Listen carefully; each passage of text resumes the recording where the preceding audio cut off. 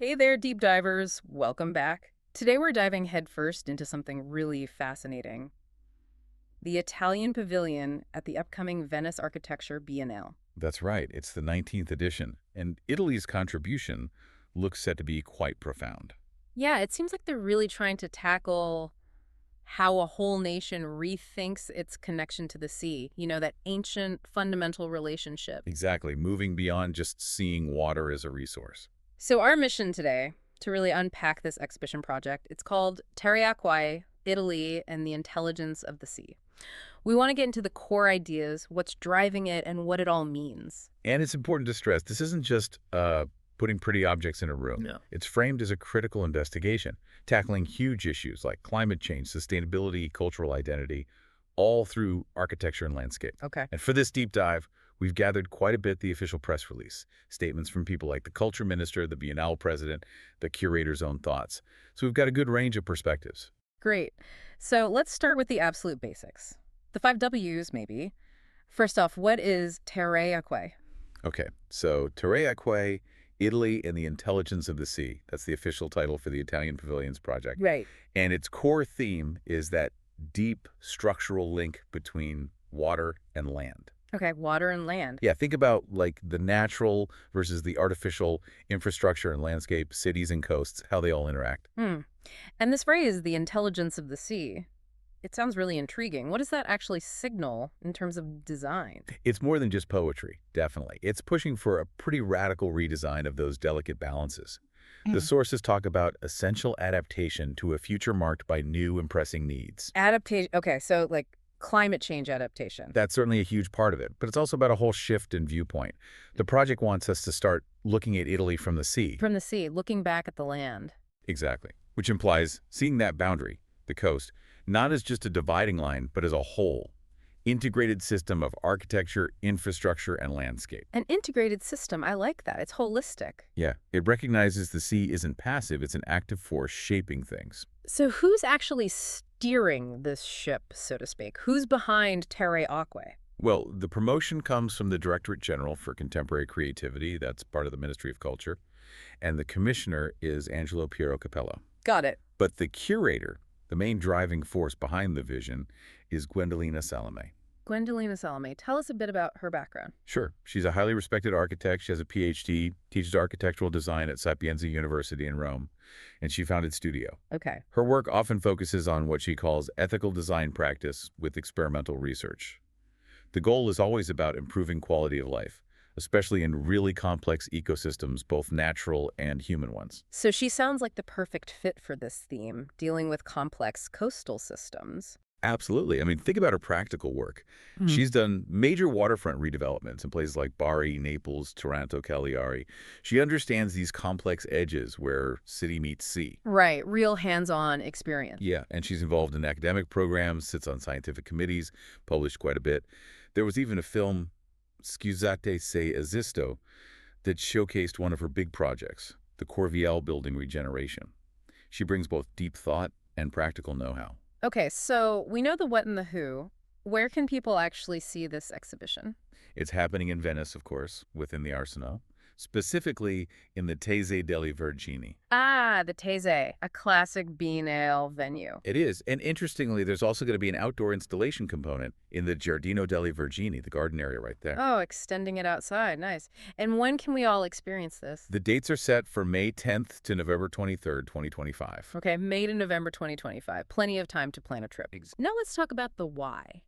Why is this theme, this focus on Italy and the sea, so important right now? It feels very timely. It really is. The urgency is palpable. The sources we looked at emphasize that better, more sustainable management Yeah. of coasts and ports, enhancing them environmentally and culturally. It's just essential for the resilience of territories. Resilience. That word keeps coming up. It does, and for preserving natural heritage and just fostering a more balanced dialogue between land and sea. It's a global issue, of course, but for Italy. It's fundamental, isn't it, being a peninsula? Absolutely. The Minister of Culture, Alessandro Giuli, put it really well. He said, Italy was born of the sea and took shape beside it, absorbing its archetypal presence. Wow, born of the sea. Yeah.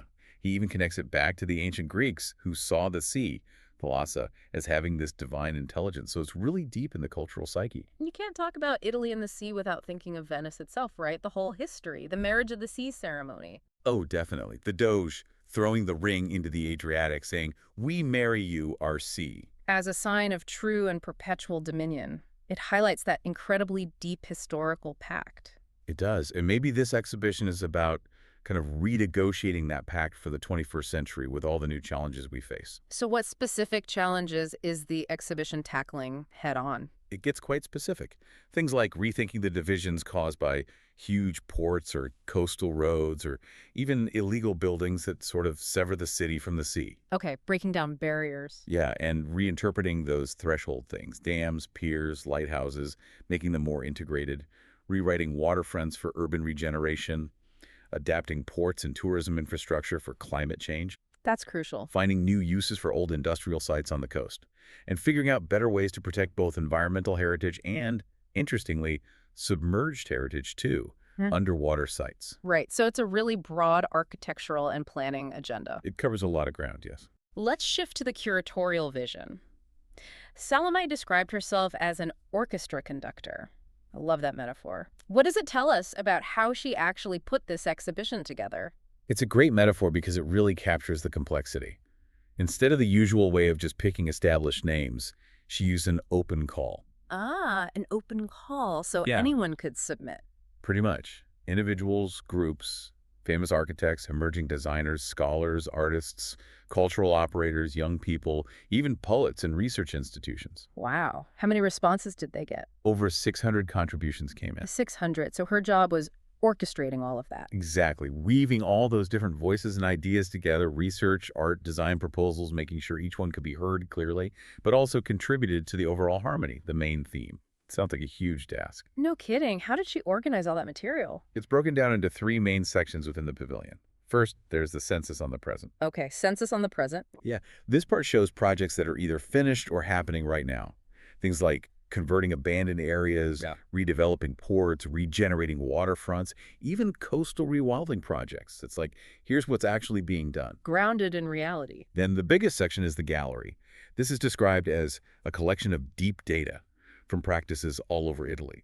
It's meant to show the sheer variety of ways people are thinking about and tackling the complexity of coastal areas. A collection of deep data.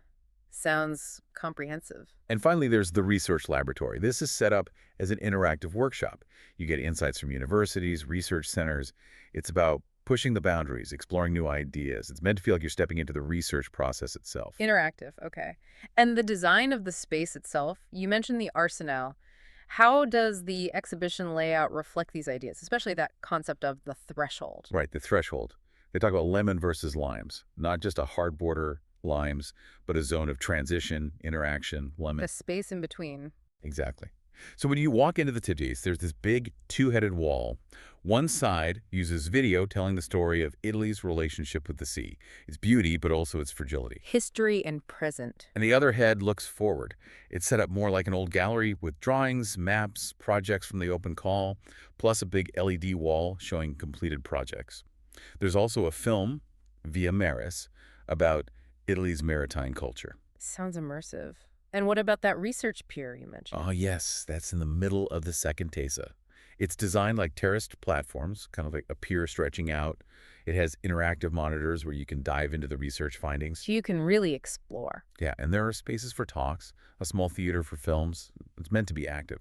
Plus, the walls around it feature things like photo narratives and geopolitical maps showing the Mediterranean's complexity in different ways. And the outdoor part, the Arca di Ulisse. Right, in the Giardino delle Vergini, it's this structure, like a shipwrecked vessel, symbolizing how we gather knowledge data, artifacts.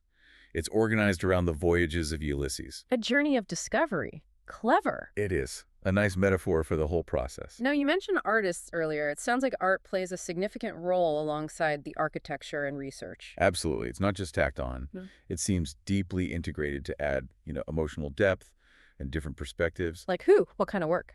Well, there's Thomas DeFalco with textile work and a performance called The Earth Still Sings. Agnes Question Mark has a big installation, Draco Pisces, a sort of mythical hybrid creature, makes you think about evolution, maybe. Interesting. Maria Kazoon's piece, Long Winter, Uses isinglass to talk about human fragility. Alfredo Piri is doing one of his shattered mirror floors called Paradisi. I know his work. Powerful stuff. Yeah. And Anna Muscardin has a sculpture portrait with the emperor.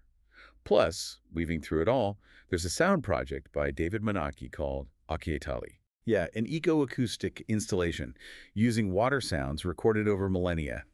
Imagine that enveloping the whole space. It really aims for a multi-sensory experience. That conductor metaphor for Salimei makes even more sense now, blending all these elements. Okay, let's zoom out again.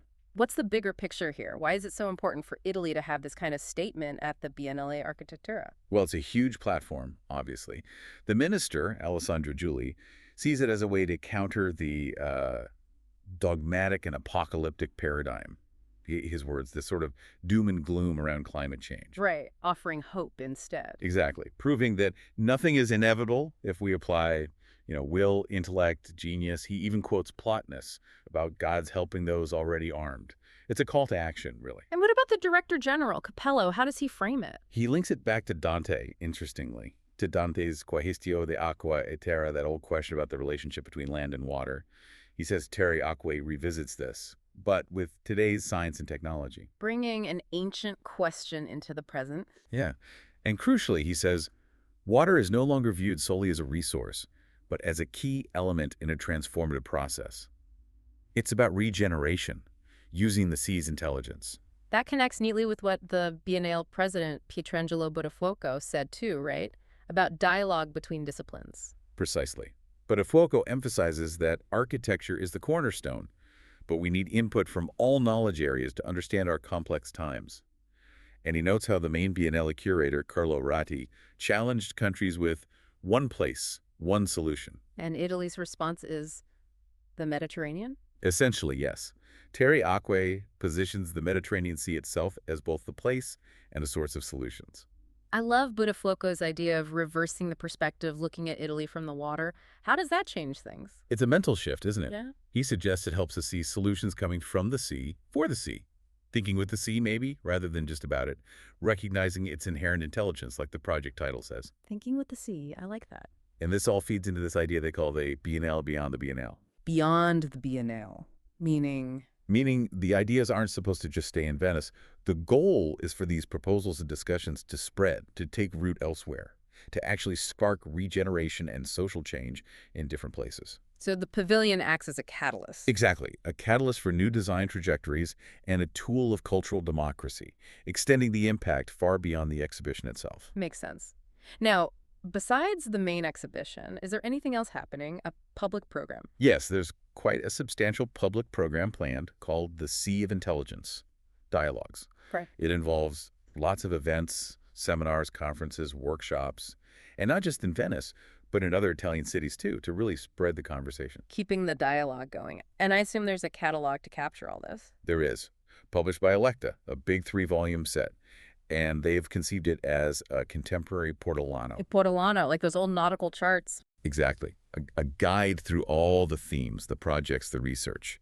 So it serves as a lasting record and resource for anyone wanting to explore the intelligence of the sea in more depth. Okay, so wrapping up our deep dive on Terrae Aquae, it's clearly much more than just an architectural show. It's Italy grappling with its identity, its future, and its relationship with the sea in a really innovative way. It really is. It's showcasing unique approaches, but also offering ideas that could resonate globally facing these huge environmental challenges. Feels like a powerful statement on adaptation and looking forward. Definitely. It makes you think, doesn't it? It does. And maybe the final thought for you, our listeners, is this. As we all face these massive environmental shifts, what wisdom can we draw from our own connections to water, our own coastal identities, wherever we are? Big question. How can we combine that maybe ancient understanding with new innovation, like this project tries to do? How can we learn to think with our environment, like the intelligence of the sea, to reshape our places for a future that's sustainable? What thresholds do we need to cross in our own thinking? Exactly. Maybe try looking at your own world from the sea for a change. See what perspective shifts.